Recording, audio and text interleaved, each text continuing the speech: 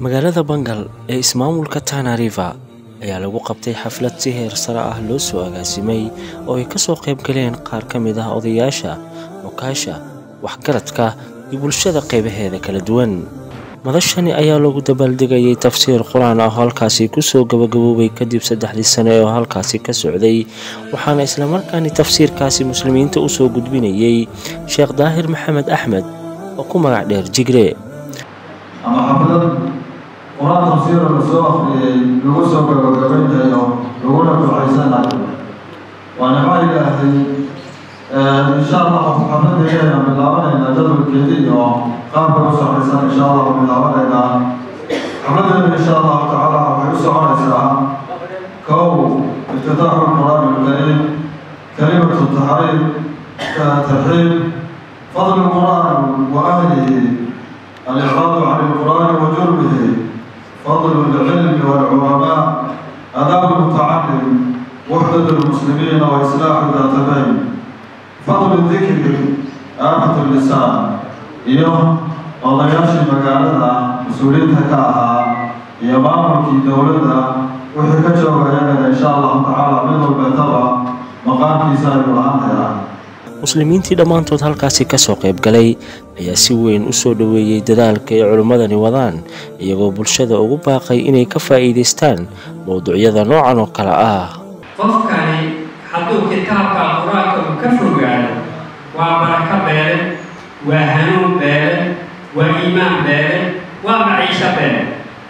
maciishadu waa kitaabka quraanka xaqiiqada waa midaya sababtu haddaad indhihii dhegihii caqligii aad beeshid oo hanuunkii aad uu maskaxdaada geli waayo khasiira dunya wal-aakhira daalika huwa al-khusraan waa khasaartay. inna nafsa la'amaaratun bisuu, nafta waa mid xumaanta aad iyo aad u farto.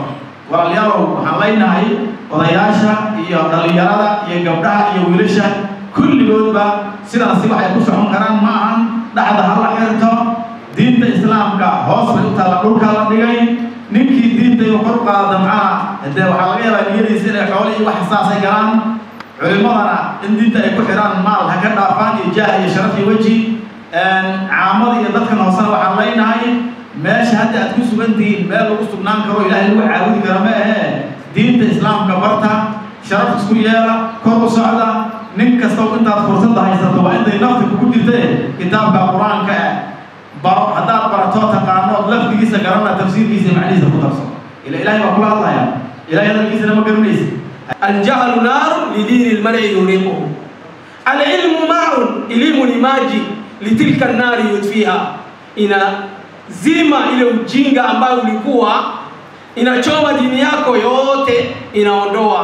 utakuwa wewe uko katika nuru, siku ya kiyama uko na nuru, kabri yako uko na nuru, na wewe watu wote wakikufuata wewe uko na nuru, watu wanakufuata.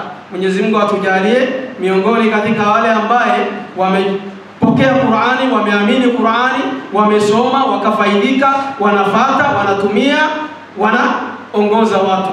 Ilaahay waxaan ka baryaynaa reer Bangal, culimadooda, odayaashooda dhaqanka, siyaasiyiintooda, gabdhaha, wiilasha, ilaahay qalbigooda diinta ha ku xidho. ilaahay dadka ka dhigo, ilaahay kuwa diinta baranaya allaha ka dhigo. si kastaba ha ahaatee magaalada Bangal ayaa laga dareemayaa sare u kac ku yimid dhanka diinta ama dhaqdhaqaaqii culimmada halkaasi ay wadaan si ay bulshada ugu soo gudbiyaan mowduucyada diiniga ah.